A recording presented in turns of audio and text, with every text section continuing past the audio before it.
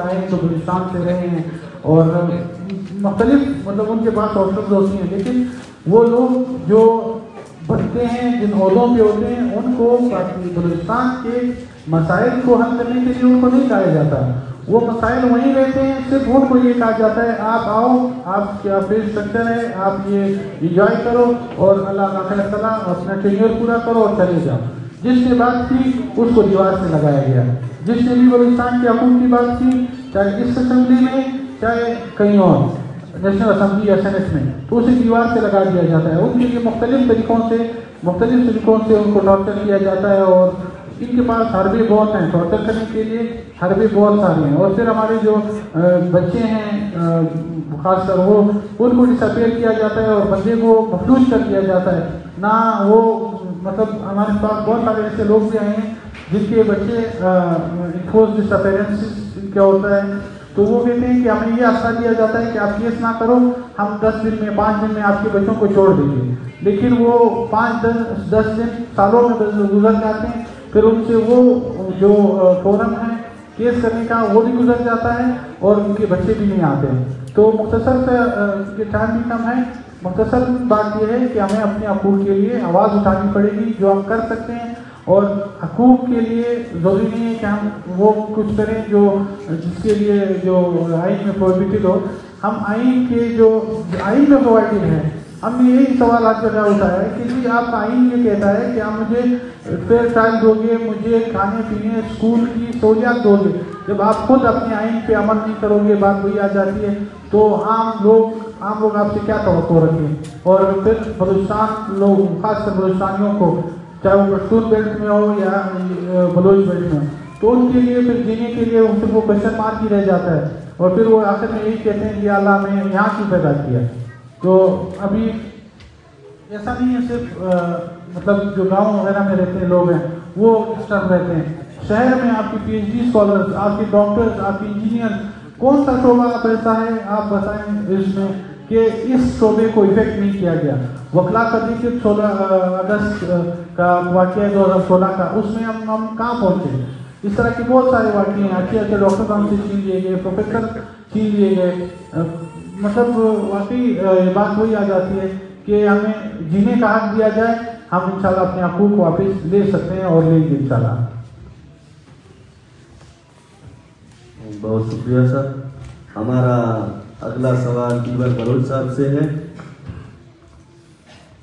بیبر بلوچ صاحب، universal declaration of human rights میں بغیر کسی ڈسکرمنیشن کے معاشی، سماجی اور ثقافتی حقوق کی بات کرتا ہے، بلوچستان میں ان حقوق کی خلاف ورزیاں کیسے ہو رہی ہیں؟ آپ کے سامنے مطلب یہاں پہ جو پریکٹسز ہو رہے ہیں آپ ان کو کیسے بیان کریں گے؟ دیکھیے، سب سے پہلے آپ اگر بلوچستان کا خطہ ہے اس پہ آپ ہوم ورک کریں اور اس کا جائزہ لیں کہ بلوچستان پورا کا پورا بلوچستان صرف ایشیا میں نہیں بلکہ پوری دنیا میں ایک ایسا امیر ترین خطہ ہے جس میں کسی بھی معدنیات کی کمی نہیں۔ آپ اگر ایک لسٹ نام لینا شروع کرتے ایک فہرست بن جائے گی اتنے کتنی معدنیات جو ہیں ہمارے بلوچستان میں پائے جاتے ہیں۔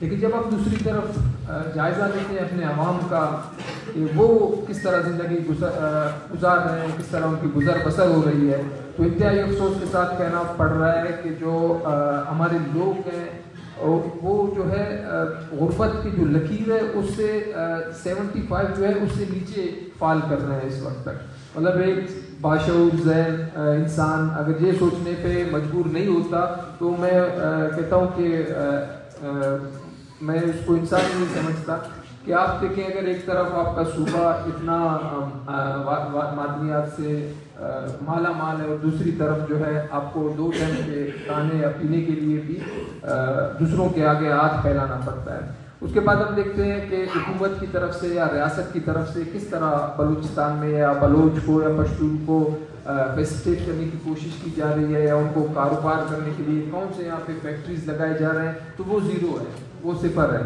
ہمارے پاس لے کے جو ہمارے بلوچستان کے لوگوں کا ذریعہ معاش ہے وہ زمینداری کھیتی باڑی جس کو ہم کہتے ہیں، لیکن بدقسمتی سے کچھ عرصے سے پچھلے 10 سالوں میں اگر ہم دیکھیں تو باغات کٹ رہے ہیں، فصلات زمین جو لوگ زمینات کی فصل اگاتے تھے ان پہ بلڈنگز بن رہی ہے. اس کی وجہ یہ پانی نہیں ہے. پانی کیوں نہیں ہے؟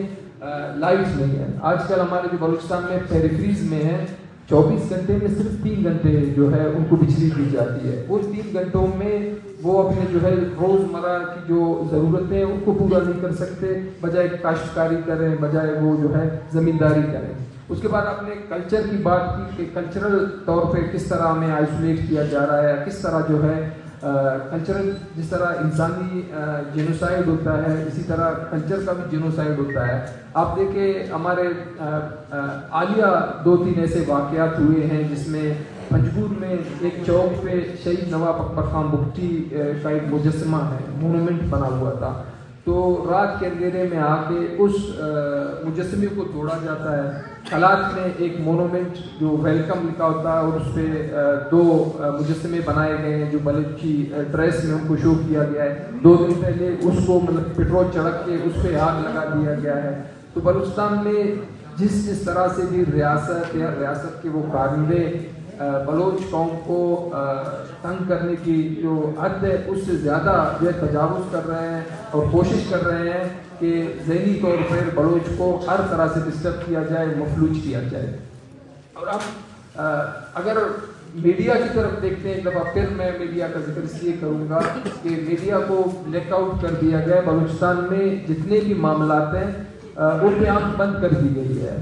وہ اپنے دل پہ ہاتھ رکھ کے بیٹھ کے کہتے ہیں جو پازیٹیو رپورٹنگ یا آل از ویل، یہ ہمارے سوسائٹی کو، ہمارے معاشرے کو کھوکھلا کرتا جا رہا ہے. یہاں پہ میں کوٹ کروں گا پیٹرک نیشے، ایک فلاسفر ہے، وہ کہتے ہیں sometimes people don't want to hear the truth because they don't want to destroy their imaginations. تو ہم اس دور میں جی رہے ہیں کہ بلوچستان میں انسانی حقوق کی سنگین طور پر خلاف ورزیاں ہو رہی ہے، لیکن اس کے باوجود ایک جون تک نہیں رہی تھی ان حکمرانوں پہ جنہوں نے یہ الف اٹھایا ہوا ہے، یہ عہد کیا ہوا ہے کہ ہم بغیر کسی رنگ، نسل، بغیر کسی تعصب کے انسانی خدمت کریں گے. لیکن بدقسمتی سے بجائے خدمت کرنے کی یہاں پہ انسانی حقوق کو روندا جا رہا ہے.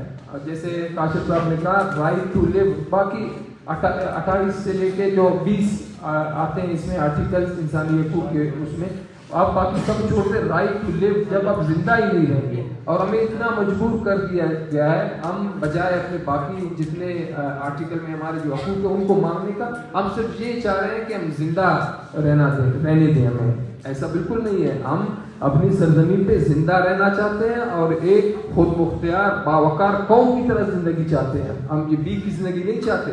ہم چاہتے ہیں ہمیں بھی جس طرح باقی دنیا میں قومیں رہ رہی ہیں، زندہ قومیں ہیں، ہماری ایک تاریخ ہے. ہم جو ہے کسی سے یہ بھی نہیں چاہتے کہ ہمیں زندہ رہنے دی جائے، بلکہ ہم زندہ رہیں گے اور خود مختاری اور اپنے حقوق کو لے کے زندہ رہیں گے.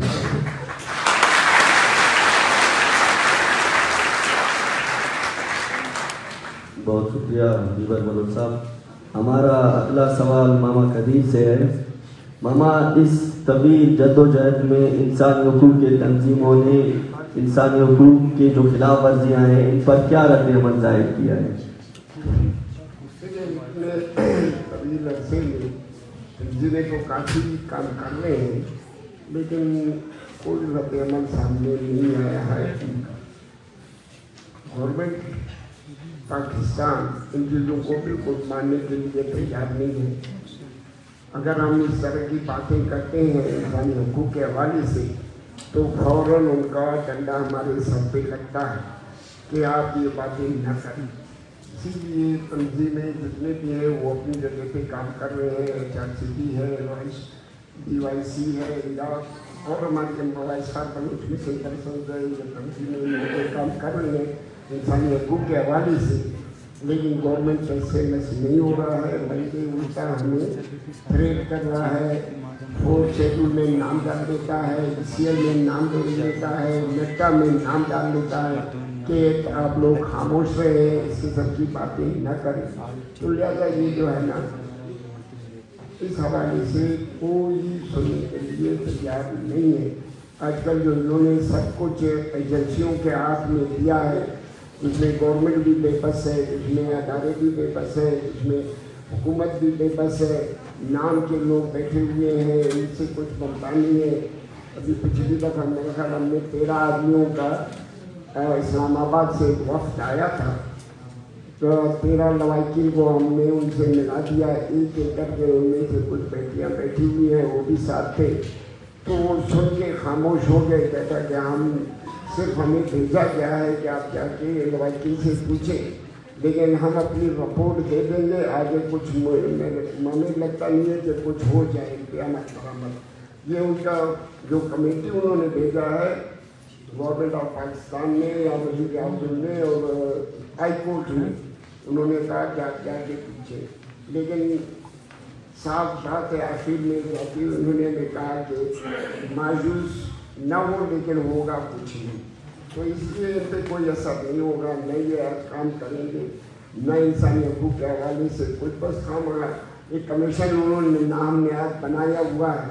वो कमीशन इतना बेबस है, इतना बेबस है, पहले वाले वो चेयरमैन से हमारी कुछ उम्मीदें नहीं थी, लेकिन दूसरा जो अमानुल्लाह यासीन साहब आए हैं, कुछ हमारी उम्मीदें थी इन पे। ये गवर्नर भी रह चुका है, ये चीफ जस्टिस भी रह चुका है बलूचिस्तान का, शायद ये कुछ इंसाफ करे। ये तो उससे भी बदतर है, ये तो बिल्कुल सुनने के लिए काम ही नहीं है, उल्टा लवाकिन को भी डांट देता है और बेइज्जत भी कर देता है। बहुत से लोग यहाँ बैठे हुए हैं, ये कह दिए हैं, ये गवाही देंगे कि उनके साथ उनका क्या रवैया रहा। तो इस तरह की नाम नहाद गवर्नमेंट या कमीशन या कमेटियाँ ये इंसानी हकूक़ के लिए कुछ काम न करेंगे, न करने वाले हैं।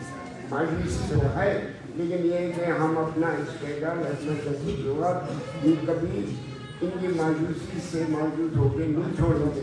हम अपना जद्दोजहद इस तरह भी है, हम अपनी जद्दोजहद करेंगे और बैनुल-अक़वामी सतह में वाकई हमारा तंजीमों का जो है काफ़ी पसीराई हुआ है और हो रहा है।